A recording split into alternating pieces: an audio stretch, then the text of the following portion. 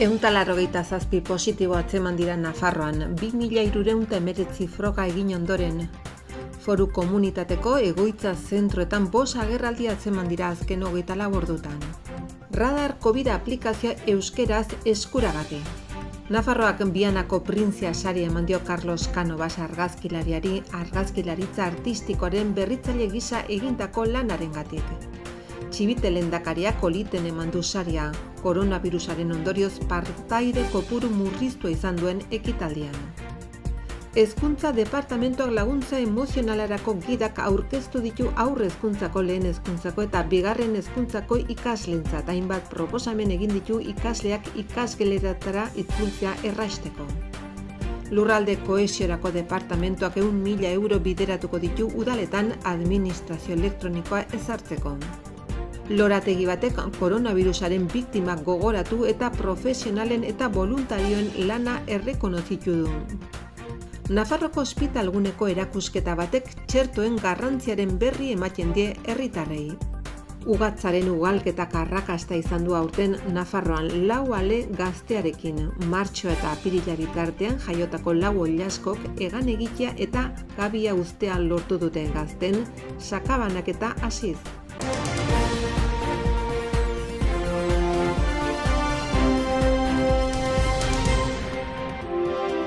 Nafarroko Osasun Publikorako eta Lan Osasunerako Institutuak emandako datuen arabera, azken orduetan koronavirusko 187 infekzio kasu berri atzeman dira 2.319 PCR froga egin ondoren, eta 80 eta 82 urteko 2 emakume hil ziren. 10 ospitalaratze izan ziren, horietako bat zainketa intensiboko unitatean. Nafarroko Osasun Sare Integratuak 206 paziente hartzen ditu ospitaletan eta modalitateetan osotara, horietatik 27 zainketa intensiboko unitatetan daude. Ikuspegi geografikotik Iruñerriak positiboen 47 izan zituen, Tuterako eremuak 14 eta Lizarrakoak 6, gainerako kasuak Nafarroko beste eremu batzutan banatzen dira.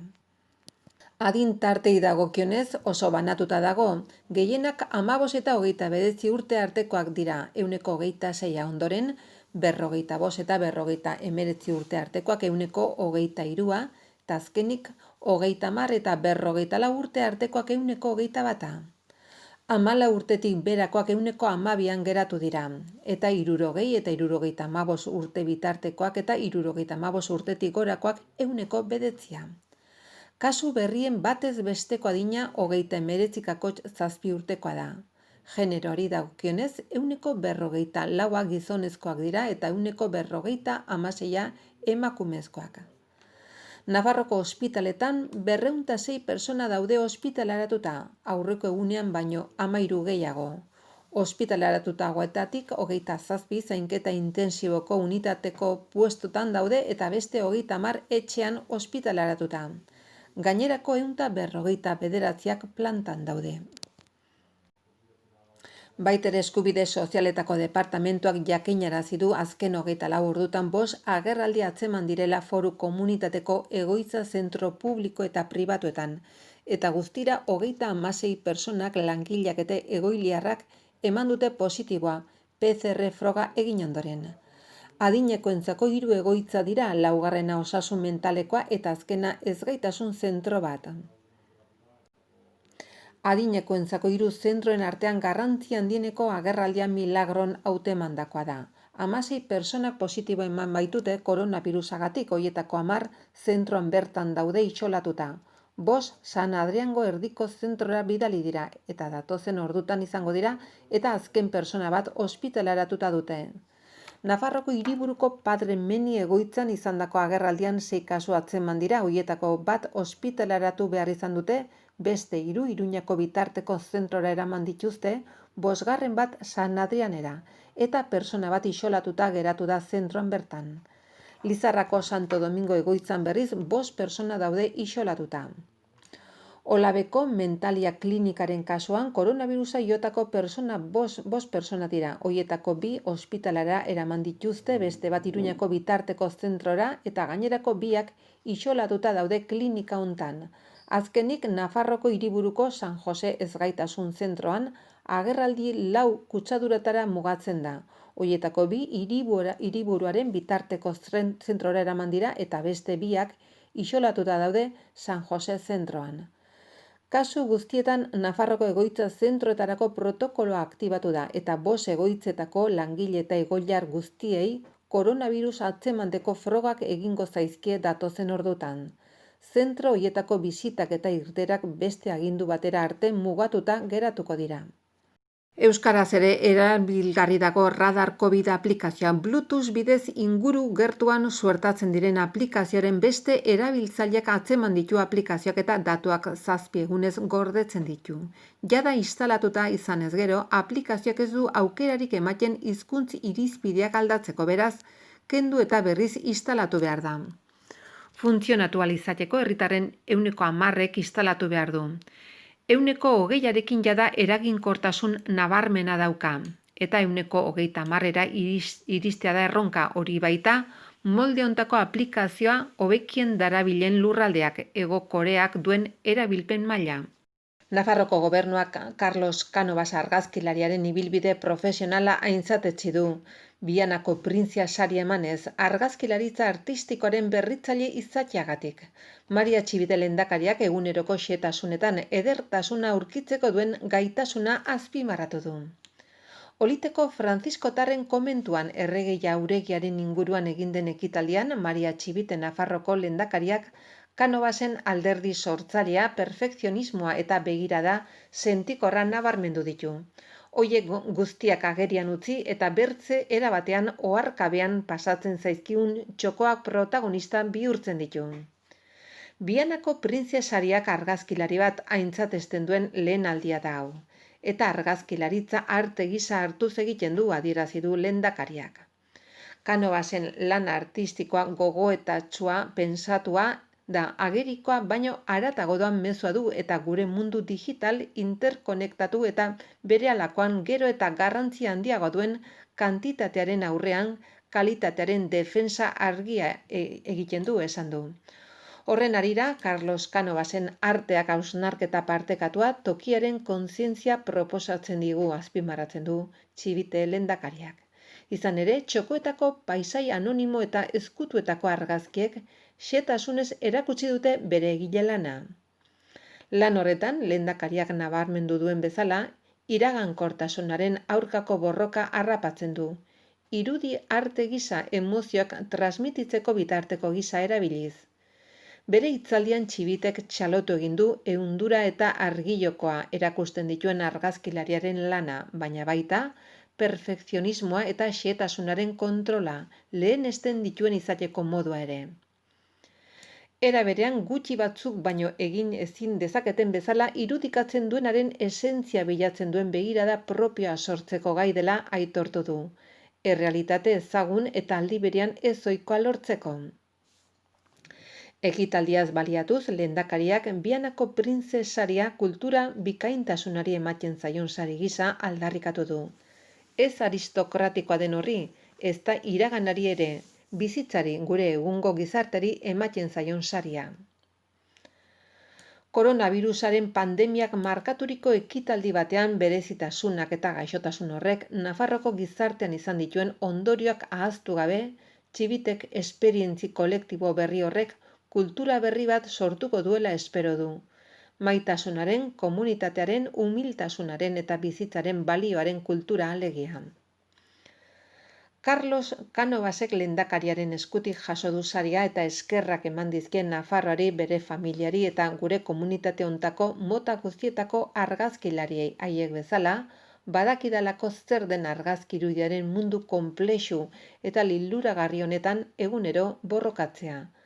Hain mundu gogor eta zoragarria, hain zekena batzutan eta hain eskuzabala bertze batzutan.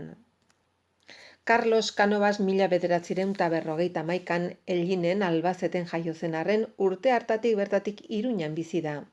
Eta Nafarroan eman zituen lehen urratsak argazkilaritzaren munduan aitaren eskutik.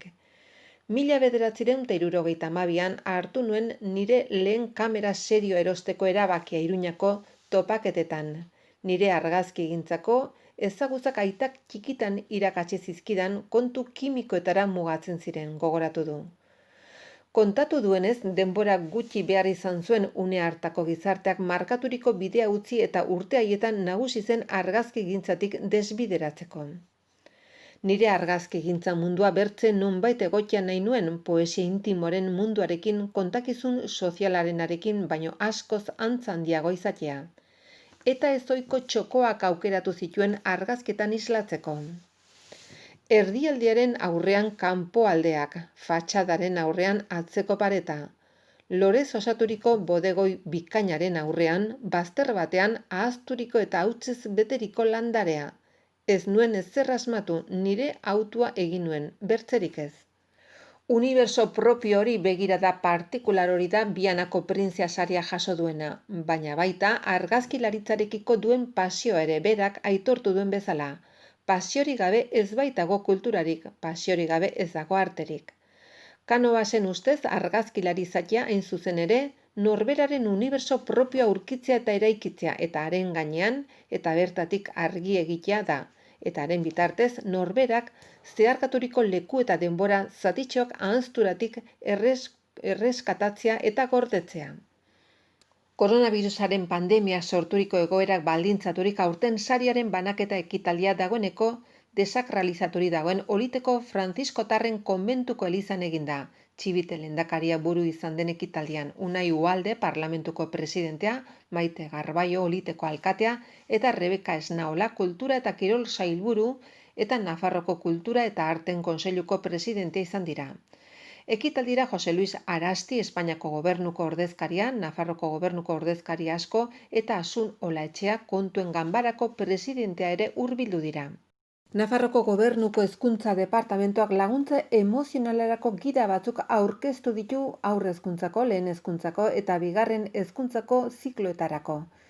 Gida horien helburua da irakaslei eta ikaslei lan tresnak ematea ikastetxeetan, hezkuntza presentzialera behar bezala itzultzea erraisteko, koronavirus pandemiaren ondorioz eskolak bat-batean eten ondoren. Gidetan hainbat ekintza jasotzen dira hezkuntza ziklo bakoitzerako eta hoien asmoa da eskola jardunaldia irekitzea eta ixtea ikasleen osasun emozionalari erreparatuta. Horrek konzentrazioa eta errendimendu akademikoa hobetuko bai ditu. Horrela laguntza emozionaleko arlo guztiak jorratzen dira, psikologikoa, soziala, bizikidetzakoa, koeduktiboa eta berdintasunekoa. Hezkuntza presentziala online hezkuntzatara egun batetik bestera eramateko modu gogor ustegabeko eta berriak nahasmendu orokorra ekarri du irakaslentzat zein familientzat. Baina batez ere bizi esperientzi bat izan da ikaslentzat. Aldaketa hori onartzeko transizio aldiri gabe aurkitu baitzen, familia, gizartea eta hezkuntza aldetik egoera berri batekin. Ikasle gehienen kasuan, bizikidetzako eta gizarte, familia eta eskola arloko portaerako jarraibideak aldatu egin dira, batzuk gainera baliteke maite dituzten personak behin betiko galdu izatea. Hori guztia dela eta hezkuntza departamentuak uste du 2020-2021 ikasturtearen hasierak bizipen horiek guztiak jorratzea eta emozionalki kudeatzea bermatu behar duela. Hezkuntza emozional egokiak gaitasunak ikasteko jarrera proaktiboa sustatzen baitu, norberaren autokonzeptua indartu eta ongizatea sortzearekin batera. Zehazki Nafarroko 12 ikastetxe proiektu pilotu batean barnean sartu dira jada hezkuntza emozionala hezkuntza gunean sustatze aldera. Laguntza programaren barnean kokatuta horrela ikuspegi aldatuko da ekologia emozionalaren planteamenduarekin eta prestakuntza espezifikoa ere egingo da irailaren 24an hasita, zuzendaritza taldei eta bizikidetza arduradunei zuzenduta. Jimenok halaber 2020-2021 ikasturterako hezkuntza jarduera presentziala garatzeko prebentzio eta antolaketa protokoloa 5. puntua aipatu du. Urruneko irakaskuntza jarduerarako tutoretza ekintza planari eta ikasleen harrera prozesuari dagokionean.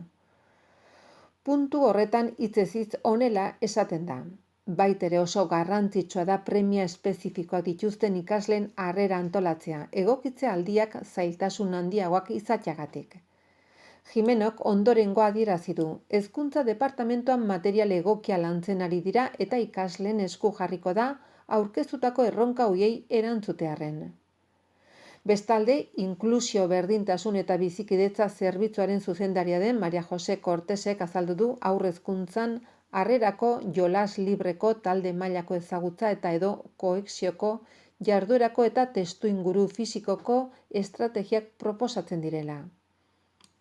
Lehen hezkuntzako zikloari dagokionez, ondorengoak aurreikusten dira ongi etorriko ekintzak testuinguru fisikoa, materialak, bizikidetza, talde kohesioa eta bizitutako esperientziari buruzko gogoetak.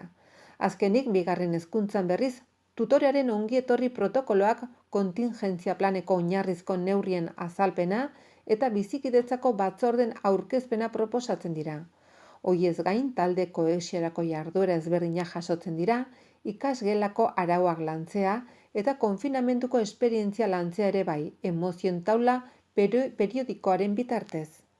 Foru Gobernuak lurralde kohesiorako departamentuaren bitartez 100.000 euroko diru laguntza emango du Nafarroko udaletan administrazio elektronikoa ezarri eta herritarrek administrazio publikoekin elektronikoki harremanetan jartzeko duten eskubidea bermatu dezaten.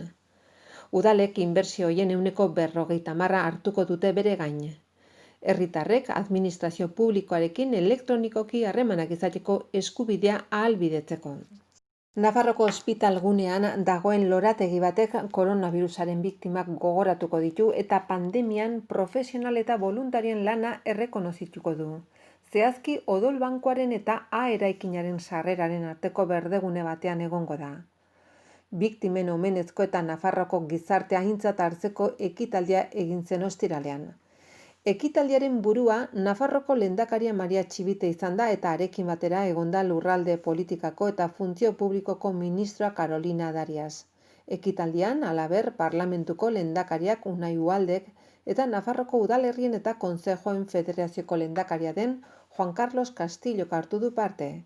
Ekitaldian izan dira besteak beste gobernuak Nafarroan duen ordezkaria Jose Luis Arasti eta gobernuko honako kontseilari hauek, Javier Remírez, Jose María Yerdi, Elma Sainz, Eduardo Santos, Carlos Jimeno, Mari Carmen Maestu, Santos Indurain eta Ana Oio. Lehendakariak honela nabarmendu du.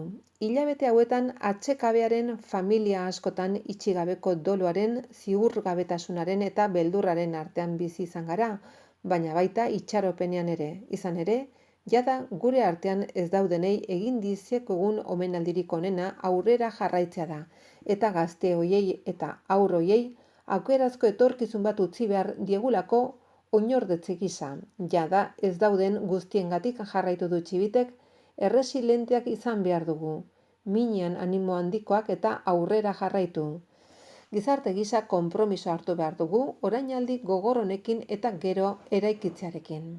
Bestalde, lehendakariak voluntarion eta osasun langileen eta langile soziosanitarioen lana ere eskertu du. Haien onena ematen ari dira hilabete hauetan pertsonak hartatzeko. Era berean, logistikako eta banaketako profesionalen lana eskertu du. Hornidura bermatu ahal izateagatik. Txibitek oro bat gainerako profesionalen lana nabarmendu du hots, larrialdietakoena, segurtasun eta hezkuntzakoena besteak beste. Azkenik lehendakariak Nafarroko gizartearen ahalegina aintzat etsi du. Beste behin elkartasuna eta konpromisoa erakutsi du eta onena eman du une zail hauetan. Aurretik ministroak Espainiako gobernuaren esker onak helarazi nahi izan dizkie pertsonak zaindu dituztenei naiz gure bizitza eramangarriagoa egin dutenei. Krisi honek jarraitu du Carolina Dariasek agerian utzi du publikoa eta kolektiboa denak duen garrantzia. Naiz batasunaren, indarraren eta konpromisoaren garrantzia. Bestalde, Unai Uhaldek nabarmendu du etapa honetan parlamentuak erantzunkizunez jokatu duela eta Juan Carlos Castillok azpimarratu du gure herrietan sortzen den erkidego sentimentua funtseskoa dela honako hau bezalako momentuetan. Aipatutako lorategiak lore eta arkitektura konposizioak izango ditu eta krisi honetan zehar gertatutakoaren eta bizi izandakoaren gogo eta egiteko gonbita luzatuko du. 3 zona egongo dira, beste hainbeste alderdiri eskainita. Galdutakoa urdinez irudikatua, Raquel Mateoren doluaren goizargi elkarteko lehendakaria esku hartzea izan duena, Eskertutakoa Gorriz Maite Aiarrak ordezkatua, Uharteko Osasun Etxeko medikuak, eta ikasitakoa Berdez Mohamed Amairen esku hartzea izan duena Gurutze Gorriko bitartekaria. Ekitaldia musika lagungarri izan da eta minutu bateko isilunearekin amaitu da. Datorren urriaren 15 arte Nafarroko ospitalguneko ze pabiloiaren atarian txertatzen 2 mendez eta batuz erakusketa informatiboa dago ikusgai. Eduki divulgatzaile eta txertoen garrantziari buruz informatzeko eta kontzientziatzeko divulgaziozko eduki oso grafikoa du. Martxotik apirilera bitartean jaiotako Ugatzaren 4 ale gazte berri Nafarroan hegan egitea eta kabia uztea lortu dute uda honen amaieran, eta hori harrapari horren ugalketan arrakastatza dio da. Nafarroko 4 eremuetara zabalduta dago Ugatza, Aralarreko eremua barne, Pirinioko populazioa ziurtatzen ari da pixkanaka. Aurtengoan ugalketaren errekorra lortu du 1980an erregistratzen hasi zirenetik sasoi emankorrena izan da hau. Huesca eta Lleidan atzetik Nafarroak dauka ugatza kopuru handiena, hala ere Estatu espainoleko ugatzen 6% txiru soilik bizi dira Nafarroan. Ugatza bizitza luzea eta ugalketa tasa apaleko espezie da. Txitoak otsaila eta apirilean zehar jaiotzen dira eta ez dute hegan egiten, hurrengo urteko uztaila abuztu bitarte. Hilabete guzti hauetan oso erraxa da hiltzea, 7 urterekin gai dire ugaltzeko eta maiz jatorrizko tokietan ugaltzen dira.